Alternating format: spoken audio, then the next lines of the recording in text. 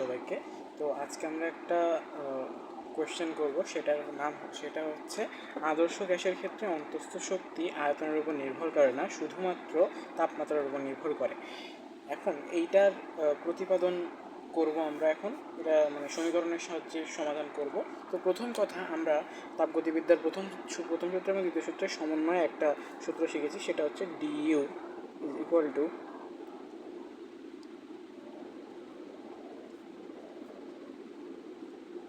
PDV, right? এইবার এই DSK আলাদাভাবে লেখা যায়।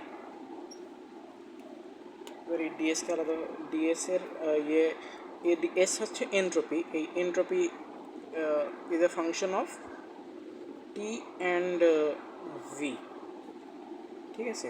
তো এটাকে যদি আমরা ডিএস লিখি,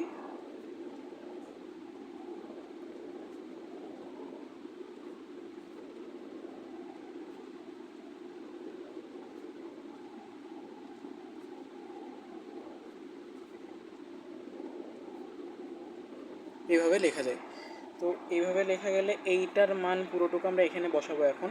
তার মানে আচ্ছা, 1 নম্বরে লিখি। তার মানে এই ডিএস এর মান আমরা 1 নম্বরে বসাবো। তার মানে হবে DU is equal to T DS DT V DT plus DS DV DV minus PDV. এইবার এই টি এদের সঙ্গে গুণ করে দেবো এবং এই ভি কমন নিয়ে নেবো। এই যে ডিভি কমন আছে এখানে, তার মানে পুরোটুকু যদি আমরা একসাথে লিখি, T DS DT V DT plus totally আমরা নিয়ে নেব এখানে থার্ড ব্র্যাকেটের মধ্যে লিখলে d S d V T minus P is equal to d V কম। এইবার এই যে এখানে আমরা আর একটা জিনিস করতে পারি। আরেকটা জিনিস হচ্ছে, আমরা জানি অন্তঃস্থ শক্তি is a function of T V. আবার একই রকমভাবে ডিইউ, ইউ লিখব, d U d T V DT plus d U d T V d V, এখানে ভি হবে, এখানে টি হবে। আচ্ছা, গেল। এইবার এই যে, আচ্ছা, আমরা এখন অনেক কাজ আছে। এই যে এখানে লিখলাম এই ডিইউ বাই ডিটি, এই জায়গায় আমাদের মানে ইচ্ছাটা হচ্ছে এই যে এইটা আর এইটা বাদ দেবো। দেখো অলমোস্ট এই যে ডিটি সেম, ভি সেম, শুধু এস আর ইউ এর মধ্যে তফাৎ। এখন এইটা আলাদা করা যাবে। আমরা এখন কি করি, এখন হচ্ছে নতুন নিয়ম মানে হচ্ছে আমরা আগে হচ্ছে সূত্রের মধ্যে মানে একটা থ্রু আউট একটা প্রতিপাদন করতে থাকি, তারপরে যখন আমাদের সূত্রের প্রয়োজন হয় তখন আমরা সূত্র বানাইনি। তো এই সূত্র আগে থেকেই বানানো রয়েছে। সেটা হচ্ছে, আমরা দেখো যদি আমরা লিখতে পারি, আমি আরেকটা সাইডে লিখছি। এই দেখো, আমরা ডিইউ সমান কী শিখেছিলাম, DU is equal two TDS minus PDV. এবার এই ডিভি যদি 0 হয়, তার মানে DU is equal two TDS. এবার এই ডিইউকে যদি টি এর সাপেক্ষে প্রতিপাদন অন্তরীকরণ করা হয়, তাহলে টি থাকছে, ডিএস থাকছে, ডিটি থাকছে ভি এর সাথে। এবার এই দেখো, এইবার এইটুকু আর সরি এই যে, তাহলে আচ্ছা, হ্যাঁ, এবার এই যে এইটুকুকে এই সমান লেখা যায়। তার মানে আমরা কি লিখব, T DS DT V DT plus d U d V T d V. এবার দেখো, এই যে এইটা আর এইটা সেম, তার মানে আমরা যদি দুটো সমীকরণ বলি, আমরা এইটাই হচ্ছে আসল নিয়ম সমীকরণ লেখার, যে আগে প্রয়োজনে সমীকরণ টানবো আমরা, তাই না? এইবার দেখো, এই যে এই 2 আর 3 থেকে যদি আমরা তুলনা করি, তাহলে এইটা আর এইটা কাটা যাচ্ছে, এখানে ডিভি ডিভিও কাটা যাচ্ছে। দেখো, শুধুমাত্র এটা কাটা যাচ্ছে না, ডিভি ডিভিও কাটা যাচ্ছে, ঠিক আছে? এবার তার মানে এইটুকু সমান এইটুকু, আমরা এবার লিখেছি। এখন কথা হচ্ছে আমাদের এমন একটা সিচুয়েশন, আমরা ধরো আমি বলে ফেলছি উত্তর, আমরা জানি উত্তর কীভাবে জানি, সেটা হচ্ছে আচ্ছা এখানে একটা জিনিস দিতে পারছি, এই দেখো এখানে কিন্তু আমি টি লিখতে ভুলে গেছি, এই যে এটার সঙ্গে টু যাবে, এটার সঙ্গে টি যাবে, কোথায় সঙ্গে টি যাবে, এইটার সঙ্গেও টি যাবে। আচ্ছা এখানে টি আছে একটা, আবার হ্যাঁ এইবার এখানে একটা টি দিলে হয়ে যাচ্ছে টি, ঠিক আছে। এইবার কথা হচ্ছে আমরা উত্তর আমরা আগে থেকেই তৈরি করে ফেলতে পারি। আমরা তৈরি হয়ে কী হবে, এই যে ইউ ভি এর সাপেক্ষে মানে অন্তঃস্থ শক্তি যদি আমরা তাপমাত্রা স্থির রেখে আয়তন পরিবর্তন করি, তাহলে এর ইয়েটা শূন্য হবে। শূন্য কীভাবে হবে, দেখো এখানে পি রয়েছে, এইটুকু যদি আমরা পি বানিয়ে ফেলতে পারি তাহলে আমরা উত্তর মিলে ফেলতে পারবো। এখন এইটুকুকে পি বানানোর নিয়ম হচ্ছে আমরা করি, হ্যাঁ ওই যে এখন নতুন সূত্র এটা হচ্ছে আমি নাম বলছি ভোল্টেজ ইনার, এই সূত্রটা, এটা হচ্ছে মুক্ত শক্তির সূত্র।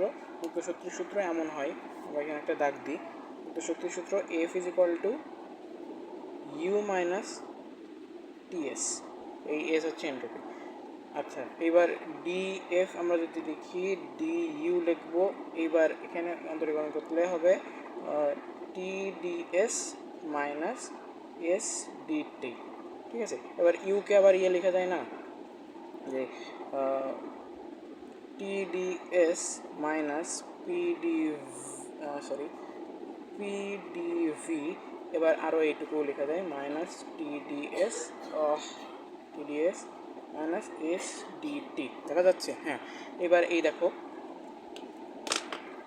এই টিডিএস আর এই টিডিএস কাটা থাকছে P minus PDV minus SDT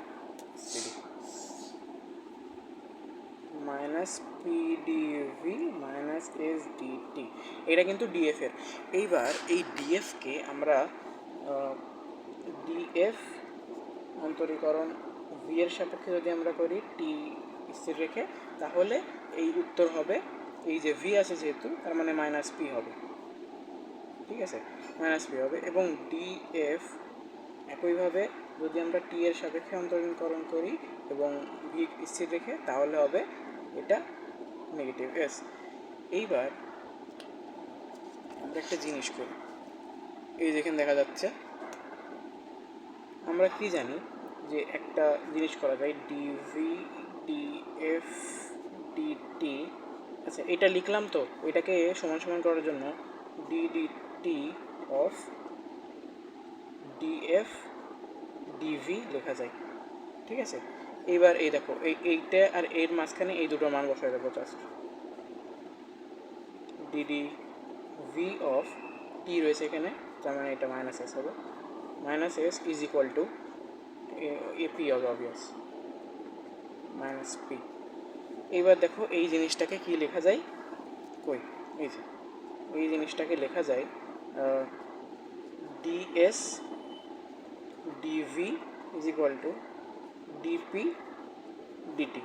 এই দুই জায়গায় মাইনাস আছে, এই মাইনাস মাইনাস কেটে ফেলা যাচ্ছে, তার মানে DS DD V of S DD T of P এর সমান। এইবার দেখো এই যে ডিডি ভিএস আর এই দেখো এখানে রয়েছে, এইটা যদি আমরা এটা লিখি আগে, হ্যাঁ ডিডি পি পি আর টি, হ্যাঁ ঠিক আছে, পি ডি টি। এবার আর টি হবে না, এবার এটা এ দেখো এখানে আমরা এটা টি হবে, এটা ভি হবে, ঠিক আছে, এখানে তার মানে ভি হবে মাইনাস পি। এইবার এই যে এইটা কি তোমরা কখনো দেখেছো? দেখো আদর্শ গ্যাসের ক্ষেত্রে P V is equal to R T. এইবার এই টিকে এদিকে আনবো, ভিকে ওই দিক দিয়ে দেবো, পি টি আর ভি, এই জাস্ট ইয়ে করে দেবো। বা এটাকে অন্যভাবেও বলা যায়, আমি এইভাবে পড়ি, এই যে টি এর সাপেক্ষে অন্তরীকরণ,